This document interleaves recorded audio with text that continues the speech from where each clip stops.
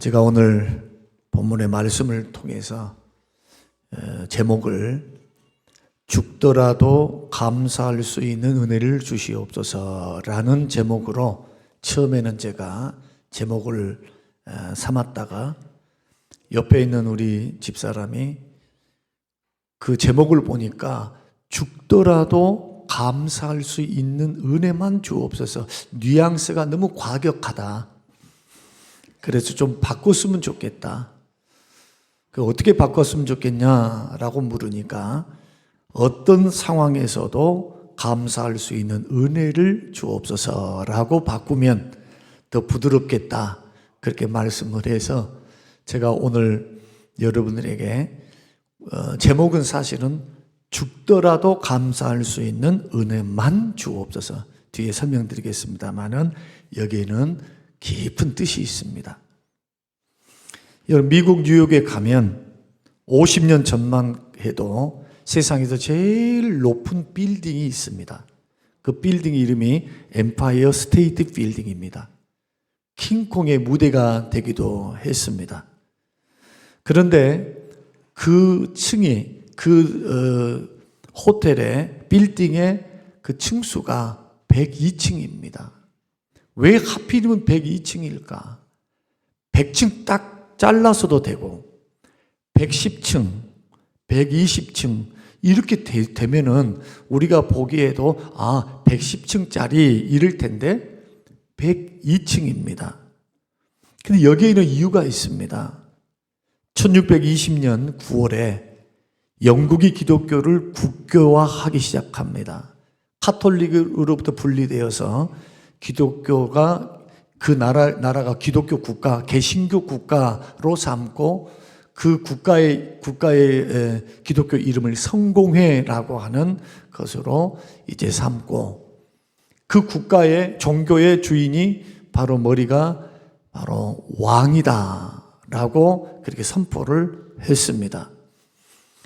그러니까 교회의 머리가 카톨릭은 교황이고 영국은 왕이 된 겁니다. 헤일리 8세.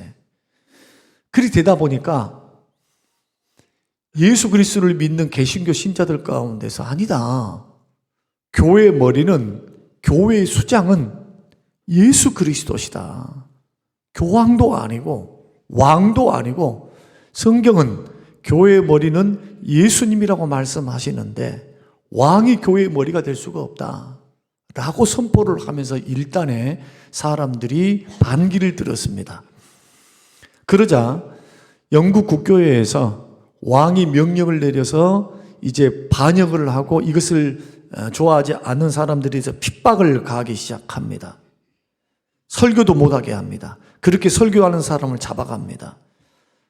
그리고 열심히 기도도 못하게 합니다. 집회도 자유롭게 하지 못하도록 그렇게 만드는 분위기, 살벌한 분위기가 연출이 되었습니다. 그때 참 신앙의 자유를 누리고 싶은, 바른 신앙을 지키고자 했던 일단의 한 청교도들이, 신앙의 순결주의자들이 모여서 참 신앙의 자유가 있는 곳을 향해서 우리가 나라를 떠나자라고 결의를 하고 그들이 이제 떠나게 됩니다.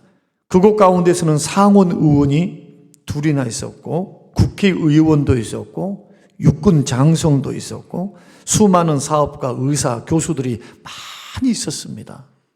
그런데 메이플라워를 타고 떠났던 그 사람들의 명수가 102명입니다. 신앙의 자유를 찾아서, 믿음의 자유를 찾아서 떠났던 그 사람들, 그 102명, 그것을 기념으로 해서 빌딩을 세운 겁니다. 1800년대에 산업혁명이 일어나고 영국에서부터, 그리고 그 막대한 자본과 노동력 기계화가 되어진 그러한 산업 부흥이 일어나자 미국에도 수출이 됐죠. 그래서 미국에서도 엄청난 부흥이 일어났습니다. 경제 부흥. 이민자들을 대거받았기 때문에 수많은 지식인들, 사람들, 인력 있는 사람들이 몰려와서 미국이 유럽보다 더 커지고 더 부강한 나라로 세워지자 미국의 한 사업가가 세상에서 가장 높은 빌딩을 뉴욕에 세우면서 그것을 어떤 의미로 세웠느냐?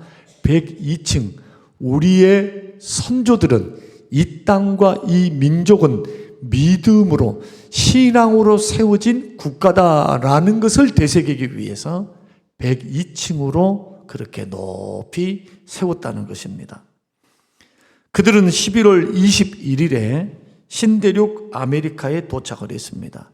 4달 동안 항해하다가 배에서 많은 사람이 죽습니다. 그리고 11월 21일 날 도착하자 그곳은 마침 겨울이 시작되었습니다. 기아, 질병, 풍토병, 추위 이것을 겪다가 사람들이 44명이 죽습니다. 그리고는 추위를 피하기 위해서 남아 가지고 왔던 그 양식들을 가지고 봄까지 살아남기 위해서 그들은 아껴 먹으면서 추위와 견디며 싸워야 했습니다. 봄이 되어서 종자를 뿌리고 그리고 나무를 심고 곡물을 심으면서 그들은 갈대도 그다음 잡초 싹 개간을 시켜서 씨를 뿌려서 농사를 지었습니다. 그리고는 가을이 되어서 교회 앞에 자기가 지었던 그 추수했던 곡식들을 가져다가 하나님 앞에 예배를 드립니다. 이게 추수감사의 시작입니다. 그때 이들은 시편 126편 5절 말씀을 읽으면서 그들은 울었습니다. 눈물을 흘리며 씨를 뿌리는 자는 기쁨으로 탄을 가지고 돌아온다. 울며 뿌리러 나가는 자는 기쁨으로 거둔다. 이게 시편 126편입니다. 그리고 이 시편 126편의 말씀을 읽었던 분들, 들었던 분들이 울면서 추수감사로 하나님 앞에 영광을 돌려드리는데 그때 조지 포세이돈 목사님께서 설교를 2마디 하게 됩니다. 첫째 마디는 뭐냐? 주님, 102명 중에 죽은 자들이 위대한 씨앗, 축복의 씨앗이 될 수 있도록 하나님 축복해 주시옵소서. 이들의 죽음이 헛되지 않도록, 이들의 죽음이 하나님의 미랄이 되어서 이 나라와 이 민족에게는 정말로 살아있는 축복의 씨앗으로 그들을 받아달라고 그렇게 기도를 했습니다. 또 말씀을 선포했습니다. 그 2번째로는 주님, 우리에게 한 가지 은혜만 주시옵소서. 죽더라도 감사하는 은혜를 주시옵소서.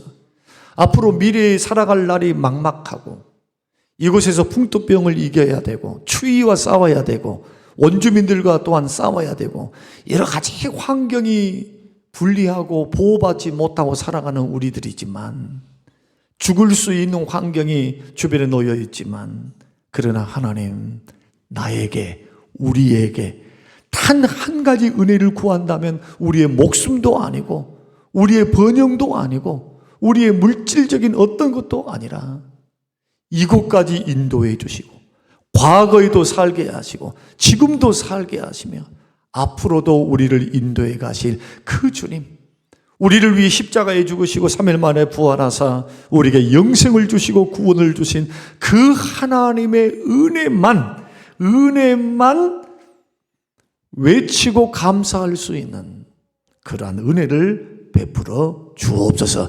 그래서 제목이 죽더라도 감사하는 은혜를 주옵소서라고 처음에 제목을 삼았었습니다. 근데 이것이 좀 과격하게 들린 것 같은 그런 느낌이어서 이것을 조금 확대 적용해서 어떤 상황 속에서도 감사할 수 있는 은혜를 주옵소서라고 바꿨습니다. 사랑하는 성도 여러분, 아무리 환경이 불리하게 돌아간다 할지라도 우리는 감사하는 마음을 잃지 않게 우리가 해달라는 결단, 많은 것을 잃는다 할지라도 내가 입술로 불평 원망하지 않겠습니다 라고 하는 결단, 이 결단이 바로 이분들의 결단이었습니다. 죽더라도 감사하는 은혜 주십시오. 하나님, 우리에게 한 가지 은혜, 죽더라도 하나님 앞에 감사하다가 죽을 수 있는 그 은혜를 주시옵소서. 이 말은 무슨 뜻입니까? 상황과 환경이 아무리 불리하게 돌아간다 할지라도 감사를 잃지 않겠다는 거죠. 믿음을 잃지 않겠다는 거예요. 감사는 아무나 못합니다.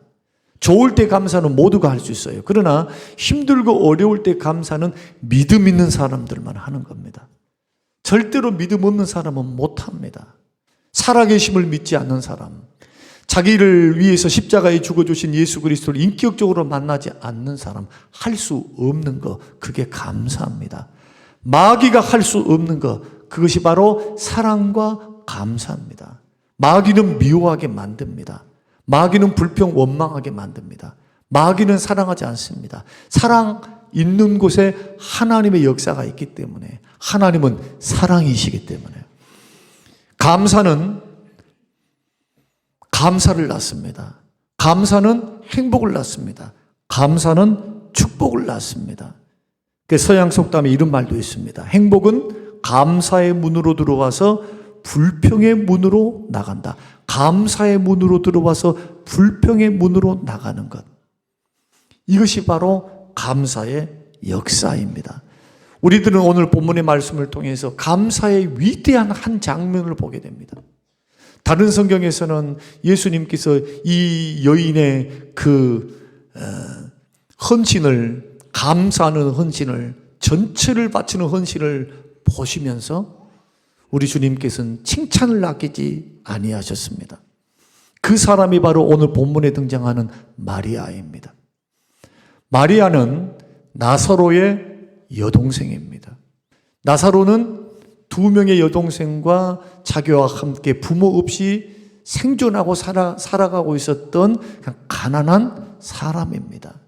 그런데 예수님께서는 웬일인지 성경에 보면 공생애를 들어가시고 난 후에 유독 다른 집에서 예수님이 잘 머무시지 않으셨습니다. 남의 집에 신세를 별로 안 짓고 사셨어요. 그런데 성경에 보면은 예루살렘에 올라가실 때마다 예수님께서 거쳐갔던 곳이 있습니다. 꼭 들렸던 곳.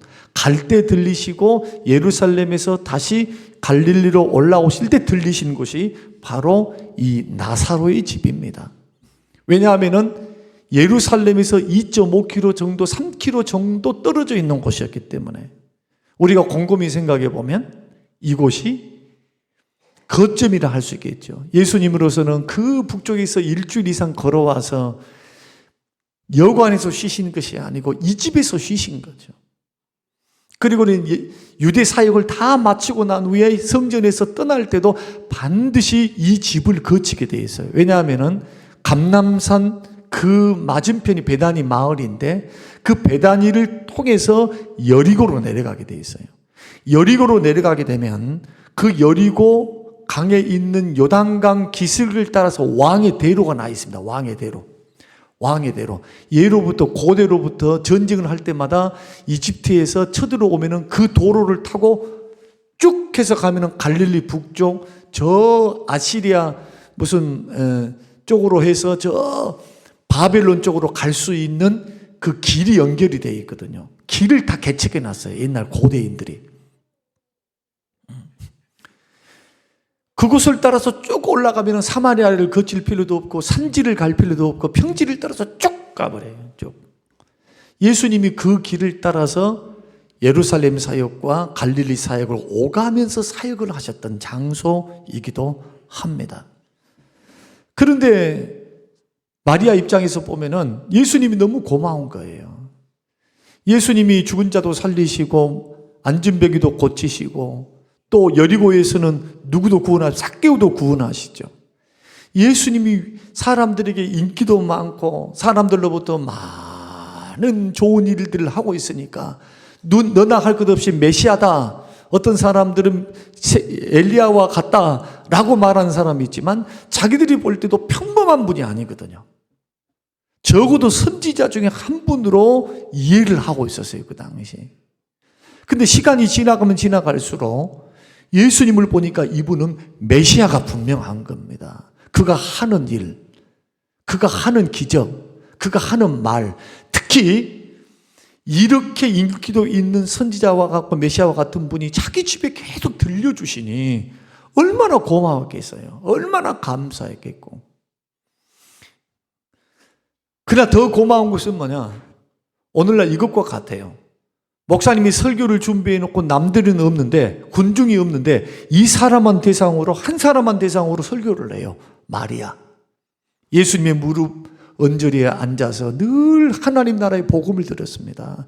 예수님으로부터 생명의 말씀을 들은 거죠. 그러니 얼마나 각별했겠습니까? 받은 은혜가 얼마나 컸겠습니까? 거기에다가 자기 오라비가 오랜 병으로 갑자기 죽어버려요. 그런데 죽어서 장사 지내고 4일 동안 무덤 속에 있었으니까 썩은 내가 진동을 하는데 예수님이 오셔서 죽은 자기 오라비를 살려냅니다. 말씀으로 살려내십니다. 나사로야 나오라 하니까 죽은 자가 수족을 베인 채로 염을 다해가지고 꽁꽁꽁 다 묶어놨는데 스카이 콩콩처럼 강시처럼 돼가지고 걸어서 나오는 거예요. 그 기적의 현장에 누가 있었습니까? 마리아, 마르다, 그 다음에 나사로, 그 유대인들, 자기 주변에 살고 있었던 사람들이 우르르 몰려가서 그 광경을 다 목격한 겁니다. 여러분, 받은 은혜가 너무나 크죠? 메시아 되시는 예수님이 자기가 찾기 전에 예수님이 먼저 들려주시고 생명의 말씀을 전해주시고 그 예수를 믿음으로 구원도 받고 또한 그 메시아를 통해서 자기 오라비가 죽었다가 살아났으니 얼마나 감사했겠어요. 그래서 그 감사의 표현으로 그 여인이 할 수 있었던 건 딱 한 가지밖에 없었어요. 나에게 가장 소중한 게 뭘까? 나에게 가지고 있는 게 가장 귀한 게 뭘까? 최고로 좋은 것이 뭘까? 생각하다가 그는 예수님을 위해서 잔치를 지금 베풀고 있는 나사로의 집이죠. 그 집이죠. 예수님이 자리를 잠깐 떠나 있다가 자기 방으로 들어가서 나두 옥합 한 병을 가져옵니다. 이 옥합은 향유입니다.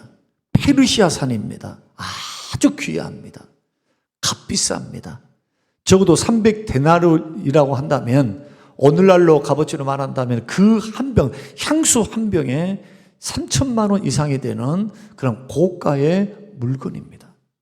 또 그것은 결혼 지참금이기도 합니다. 사랑하는 사람 만나게 되면 그것 가지고 결혼하려고 준비하고 모아놨던 그런 향유입니다.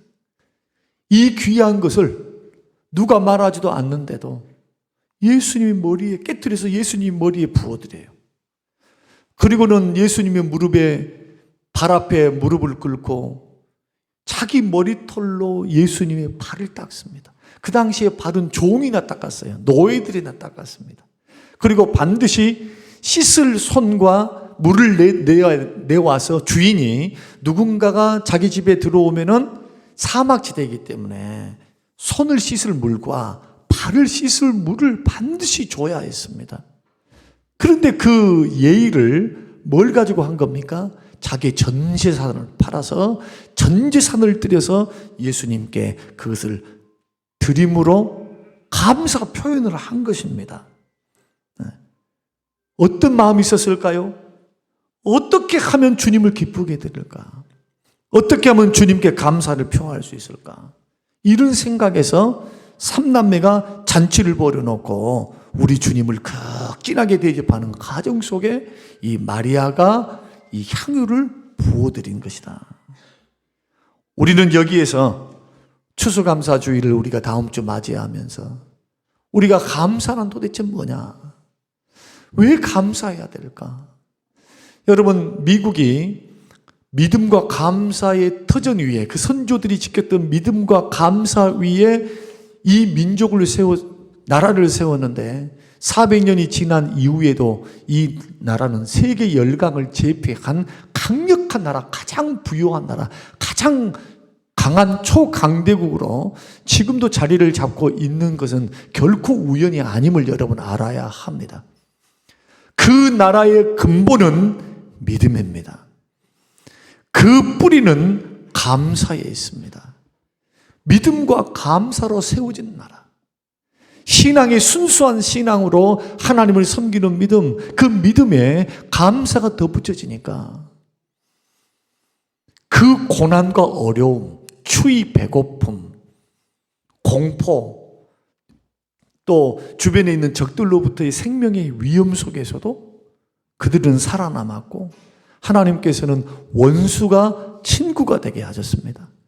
그래서 1600년도에 있었던 그 개척기의 그 일화들을 보게 되면은 굶주려서 죽을 수밖에 없는, 그래서 정말 추수를 했는데 그 기후를 잘 모르니까, 땅의 토양을 잘 모르니까 얻은 것이 다음 겨울을 날 수 없는, 양식이 도대체 되지가 않는 겁니다. 그것 가지고는 먹고 살 수도 없어요. 다 굶어 죽을 판입니다. 그런데 놀랍게도 하나님을 믿는 믿음으로 주신 것에 대해서 감사하고 사니까 원주민들이 도와줍니다. 원주민들을 만나갖고 대화도 안 통하는데 이 사람들이 굶고 있는 모습들을 보고요, 고기도 갖다 주고, 그 다음에 작물을 재배하는 방법, 이것은 먹을 수 있고 저것은 먹을 수 없고, 이 모든 것들을 누가 해주느냐? 외부 침입자들이죠. 이 사람들은 풍토병을 옮기고 전염병을 옮길 수 있는 사람들인데 원주민들의 도움을 통해서 살아남습니다. 이것을 어찌 우연으로 우리가 치부할 수 있겠습니까? 이것은 하나님의 은혜이며 믿음과 감사로 그렇게 일관했던 이들에 대한 하나님의 인도하심인 줄로 믿습니다. 그래서 우리는 이 마리아, 특히 이 마리아의 감사를 통해서, 감사는 어디에서부터 출발해야 하는가? 어디에서 최선으로 하나님 앞에 영광을 돌려드리고 자기의 소중한 것을 드려서 자신의 오라비를 구원해 주시고 살려주시고 자기들을 예수 그리스도를 믿음으로 구원받아 영생을 얻게 하고 하나님 자녀가 되게 하시는 이 놀라우신 은혜의 무엇으로 보답할고. 요한복음 11장 말씀 보면은 예수님이 그렇게 말을 합니다. 나는 부활이요 생명이니 나를 믿는 자는 죽어도 살겠고 살아서 나를 믿는 자는 영원히 죽음을 보지 아니하리라.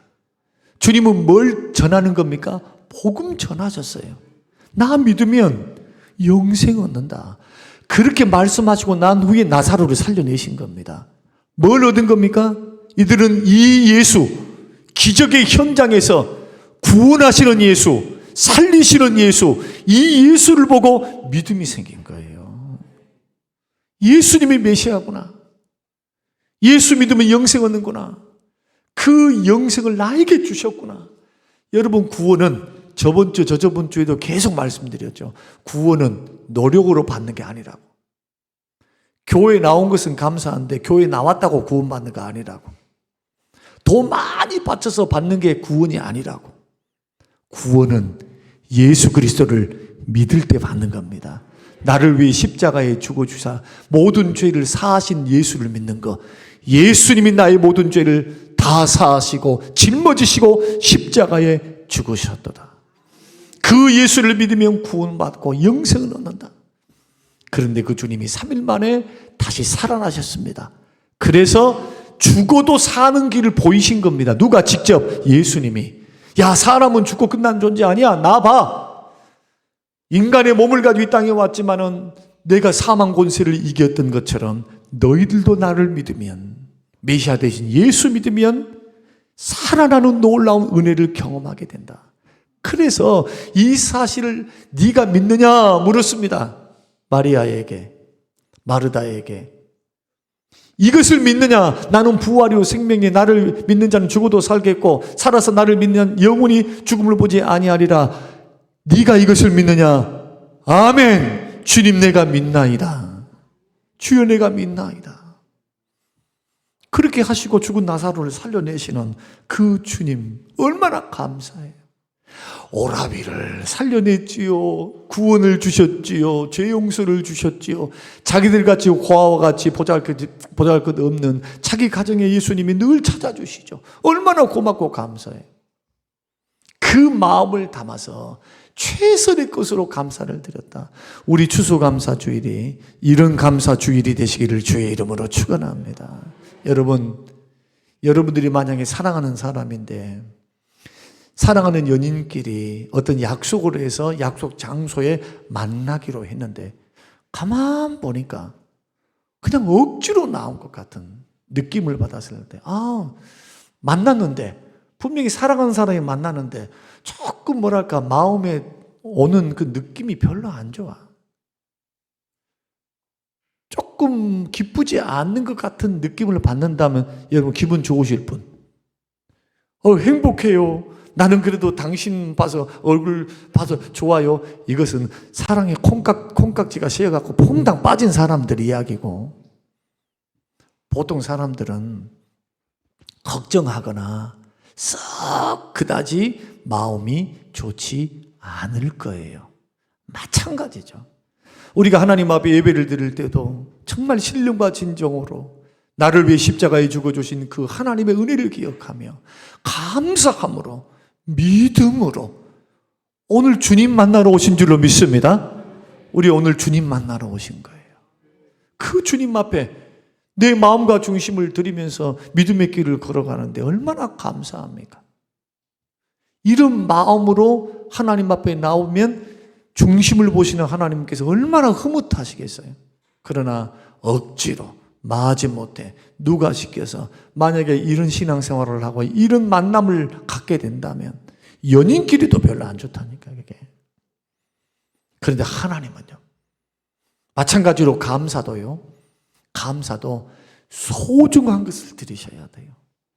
여러분 하나님 앞에 믿음을 드리시기 바랍니다. 정성을 드리시기 바랍니다. 소중한 것으로 하나님을 영광 돌려드리는 것, 구원의 은혜만큼 큰 은혜가 없어요. 마치 메이플라워를 타고 102명이 대서양을 건너서 신대륙으로 갈 때 그 사람이 한 사람 두 사람 죽어나갈 때 그들은 얼마나 힘들었을까요? 후회하진 않았을까요? 그 가운데 원망 불평하는 마음은 없었을까요? 시험은 없었을까요? 옆에 있는 아버지가 죽고 내 자식이 죽고 내 아내가 죽고 이런 일들이 자꾸 일어나는 모습들을 보면서 행복합니다, 감사합니다, 기쁩니다 이렇게 말할 수 있는 강심장들은 별로 없을 것 같아요. 환경이 너무 열악하니까. 그러나 믿음으로 그 환경을 바라보는 겁니다. 믿음으로 바라보는 거예요.